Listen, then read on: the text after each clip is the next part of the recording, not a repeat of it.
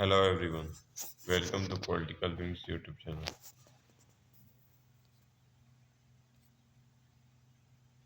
नमस्कार दोस्तों, आप सभी को पॉलिटिकल विंग्स यूट्यूब चैनल में स्वागत है।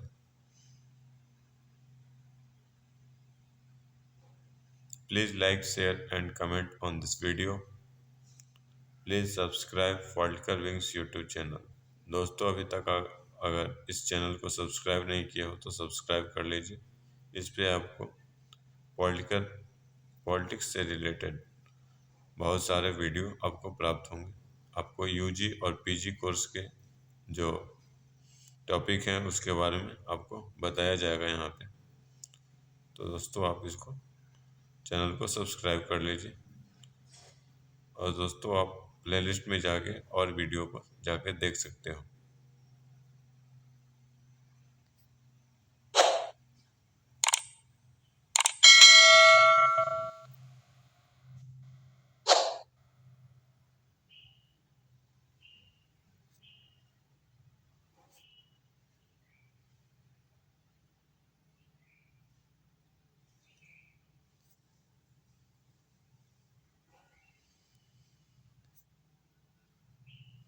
दोस्तों, आज आपको सेकंड सेमेस्टर जो है एमए पॉलिटिकल साइंस उसके बारे में बताया जाएगा। आज का जो पेपर है, पेपर का नेम क्या है? रिसर्च मेथडोलॉजी, यानी कि अनुसंधान पद्धति क्या होता है,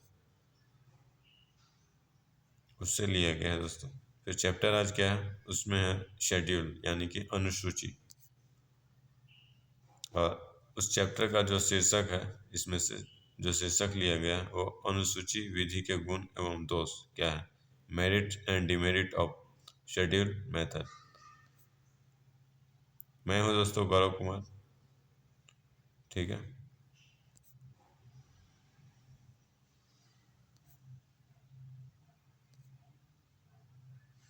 मेरिट ऑफ शेड्यूल मेथड यानी कि अनुसूची विधि के गुण क्या है। घनिष्ठ संपर्क की संभावना। अब दोस्तों, इसमें क्या होता है, कार्यकर्ता जो है समस्त उत्तरदाताओं से निकट संपर्क विकसित कर सकता है, क्योंकि कार्यकर्ता जो है वह स्वयं खुद जाकर वहाँ पे उनसे सूचना एकत्र करता है। तो इसलिए अगर सूचना एकत्र करने में वहाँ पे जाएगा तो उनसे जरूर ही घनिष्ठता बढ़ेगी, ठीक है दोस्तों। नेक्स्ट है सही उत्तरों की प्राप्ति। अगर डायरेक्ट जो मैंने प्राथमिक स्तर है वहाँ पे ही जहाँ ओरिजिन पॉइंट है सूचना का, वहीं पे जाके अगर कोई कार्यकर्ता वहाँ से सूचना एकत्रित करता है तो उसमें दोस्तों जो उत्तर प्राप्त जो प्रश्न जो पूछे गए और उसका जो उत्तर मिलेगा उसकी मैंने वो ज़्यादा शुद्ध और सही होगा। और उससे मैंने ये हम आशा कर सकते हैं कि मैंने जो उत्तर प्राप्त हो रहा है वो सही हो, ठीक है।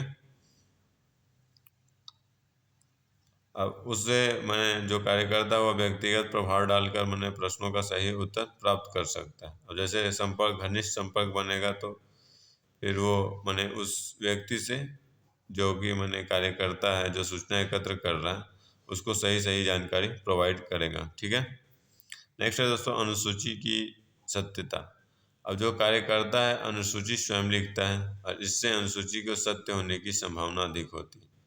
यानी कि जो शेड्यूल बनाए जाते हैं उसमें दोस्तों जो कार्यकर्ता है वो खुद बनाता है, इसलिए जो शेड्यूल होता है वो सत्य होता है। मैंने उसमें हम ये देख सकते हैं कि मैंने उसमें सच्चाई है, ठीक है।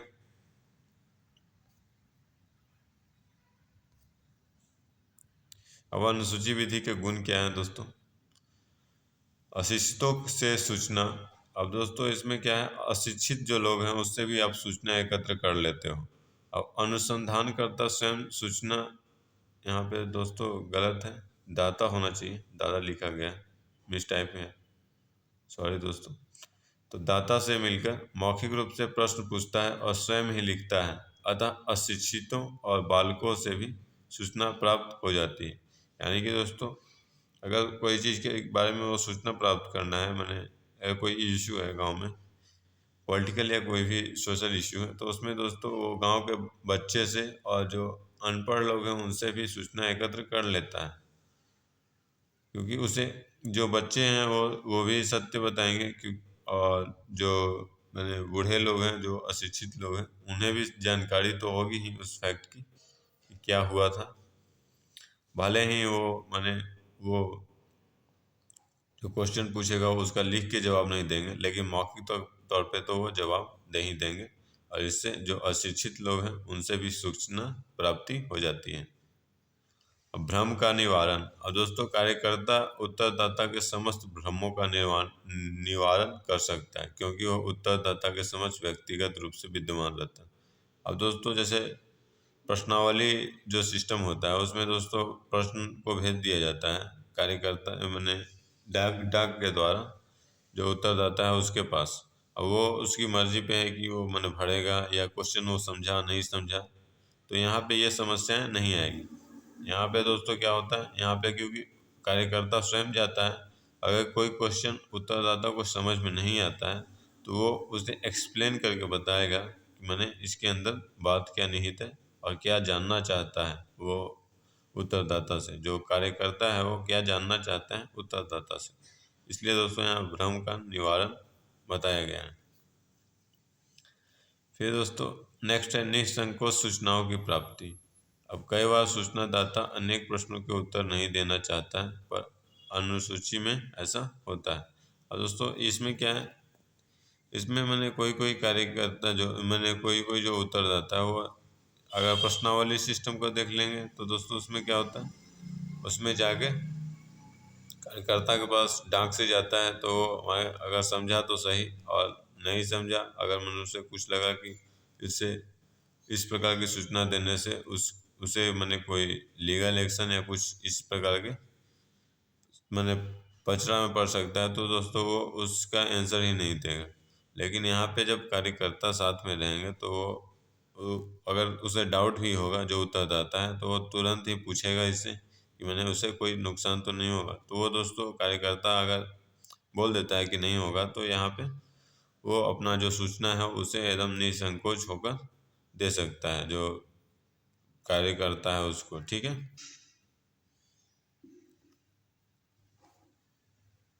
अब अनुसूची विधि के गुण और क्या हैं दोस्तों। अनुभूतियों के अवलोकन में सहायक। अनुसंधानकर्ता जो है सूचनादाता द्वारा दी गई सूचनाओं को लिखने के साथ साथ सूचना देते समय भावनाओं, आवेगों, संवेगों और अनुभूतियों आदि का अवलोकन करता है।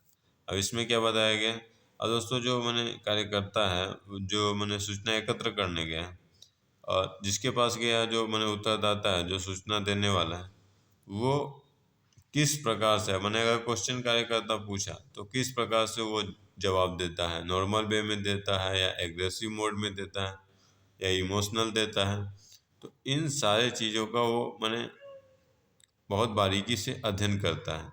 तो यही दोस्तों मैंने यहाँ पे बोला गया है कि अनुभूतियों के अवलोकन में सहायक, मैंने वो जब आंसर दे रहा था तो किस प्रकार का रिएक्शन कर रहा था उसका। तो इन सारे चीज़ों को वो अवलोकन करता है और उस पर विश्लेषण करता है कार्यकर्ता। नेक्स्ट है दोस्तों प्रश्नों में आवश्यकता अनुसार परिवर्तन। अब अनुसंधान क्षेत्र में जाने पर आवश्यक होने पर प्रश्नों की रचना में परिवर्तन सरलतापूर्वक किया जाता है। अगर दोस्तों जैसे प्रश्न मैंने एक लाइनर है या दो लाइनर है, उससे अगर अगर शिक्षा के अनुसार अगर उसको जिस गांव में गया है कार्यकर्ता उसे ग्रामवासियों को अगर समझ में नहीं आ रहा है उस क्वेश्चन को, तो वो दोस्तों हाँ या नहीं में वो क्वेश्चन को परिवर्तित कर सकता है या क्वेश्चन के लेंथ को छोटा कर सकता है या क्वेश्चन की भाषा जो है उसे चेंज कर सकता है ताकि मैंने जो सूचना है वो प्राप्त हो जाए। ठीक है। नेक्स्ट है दोस्तों उत्तरों में शुद्धता। अब उत्तरदाता को उत्तर देने के लिए सोचने का अवसर कम मिलता है, अतः उसका उत्तर बनावटी न होकर वास्तविक होता है। अब दोस्तों जो अगर आप प्रश्नावली सिस्टम को भेजते हो तो वहाँ पे वो टाइम पीरियड होता है कि इतने टाइम पीरियड में आपको डाक के द्वारा या पहले पार्सल कर देना है। ठीक है। तो उसमें क्या होता है दोस्तों, उसमें टाइम होता है और जो उत्तरदाता है वो मैंने सोच समझ के उसके बाद देता है, उसके बारे में सूचना एकत्र करेगा, फिर और सारी जानकारी देगा, उसके अकॉर्डिंग फिर वो काम करेगा। लेकिन यहाँ पे दोस्तों आप डायरेक्ट जाके पूछोगे और तुरंत पूछोगे, तो तुरंत पूछोगे तो वह तुरंत ही जवाब देगा और ज़्यादा सोचेगा नहीं। तो इसमें ज़्यादा सोचेगा तो वो अपना दिमाग लगाएगा, फिर वो क्या होगा, फिर उसमें मैंने त्रुटियाँ आएगी। लेकिन यहाँ पे आप डायरेक्ट पूछते हो, तुरंत बताएगा वो, तो ज़्यादा सोचेगा नहीं और जो सच्चाई है वही बताएंगे। ठीक है।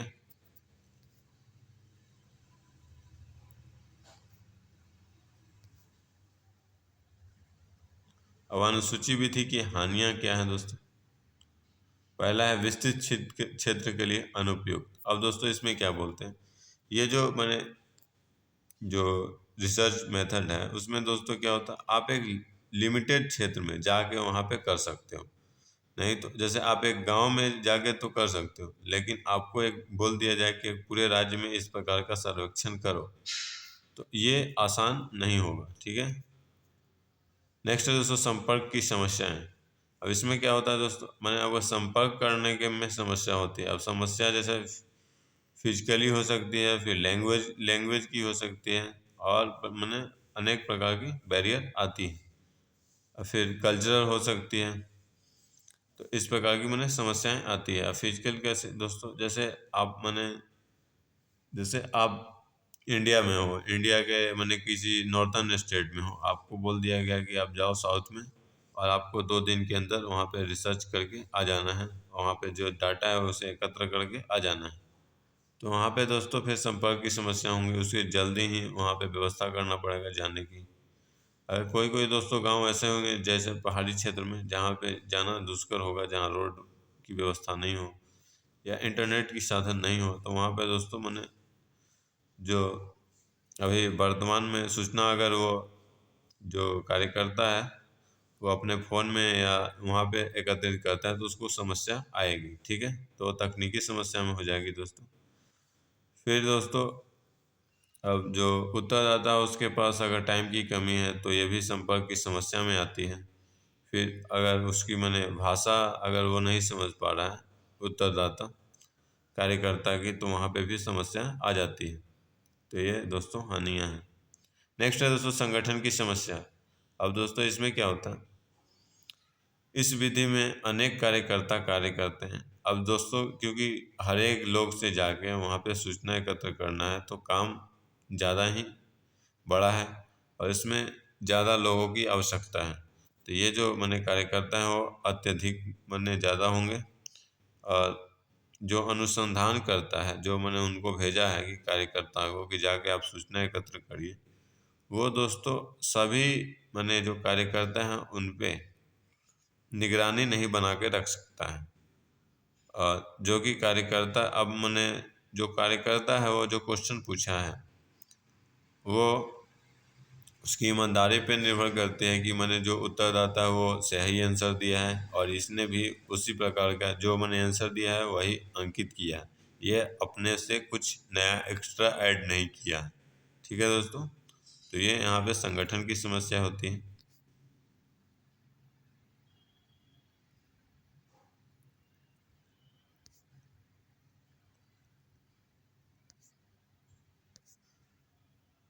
अनुसंधान पद्धति की हानियाँ क्या हैं। सूचनाओं का संकोच। अब अनुसंधानकर्ता सूचनाओं के सामने उपस्थित रहने पर वह उनके बाद भी संकोच कुछ न कर पाता है। ठीक है। अनेक बार संकोच उन पर करता है। ठीक है दोस्तों। नेक्स्ट है दोस्तों अधिक धन तथा समय के खर्च। अब इस पद्धति में बहुत सारे धन और समय लग जाता है। अब इस पद्धति में जैसे कार्यकर्ता को आपको वहाँ भेजना है तो उसके ट्रेवल का खर्च लगेगा, फिर कार्यकर्ता का जाएगा आपके लिए काम करेगा तो उसके लिए आपको वेतन देना होगा और अन्य सारी व्यवस्था करनी पड़ेगी। ठीक है दोस्तों। तो इसमें ज़्यादा खर्च होती है और आपको सूचना ये तो है कि सही मिलेगा सूचना, लेकिन एक लिमिटेड क्षेत्र में ही मिलेगा। अगर आप बड़ा तौर पे करना चाहते हो तो आपको बहुत ज़्यादा पैसे की आवश्यकता होगी, प्लस मैन पावर की आवश्यकता होगी। अब सूचनाओं में संकोच क्या होता है। अनुसंधानकर्ता जो उसके पास जो सूचना आती है तो वो ये डाउट करता है कि मैंने जो कार्यकर्ता है हम उन्हें भेजा है क्या वो सही प्रकार का सूचना एकत्रित करवाया है, आपने से कुछ ऐड तो नहीं किया है। तो इन चीज़ों में अनुसंधानकर्ता संकोच करता है। या दोस्तों जो अनुसंधानकर्ता और जो उत्तरदाता है उसमें ज़्यादा घनिष्ठ संबंध बन गया है तो वो उससे जो सूचना है वो ज़्यादा प्रभावित होगी। ठीक है, धन्यवाद दोस्तों, थैंक यू फ्रेंड। दोस्तों वीडियो को लाइक करें, शेयर करें एवं कमेंट करें। पॉलिटिकल विंग्स यूट्यूब चैनल को सब्सक्राइब करें और टेलीग्राम चैनल पॉलिटिकल विंग्स से जुड़ें। धन्यवाद दोस्तों। टेलीग्राम का दोस्तों लिंक आपको डिस्क्रिप्शन में मिल जाएगा। और दोस्तों और इसी प्रकार के वीडियो देखने के लिए आप चैनल को सब्सक्राइब कर लें। और दोस्तों आप प्लेलिस्ट में जाके वहाँ पे आपको वीडियो मिलेगा, आप वहाँ से जानकारियाँ प्राप्त कर सकते हैं। वहाँ से बहुत सारी चीज़ों के बारे में बताया गया है, आप वहाँ पे जाके पढ़ सकते हो। धन्यवाद दोस्तों, वीडियो देखने के लिए धन्यवाद।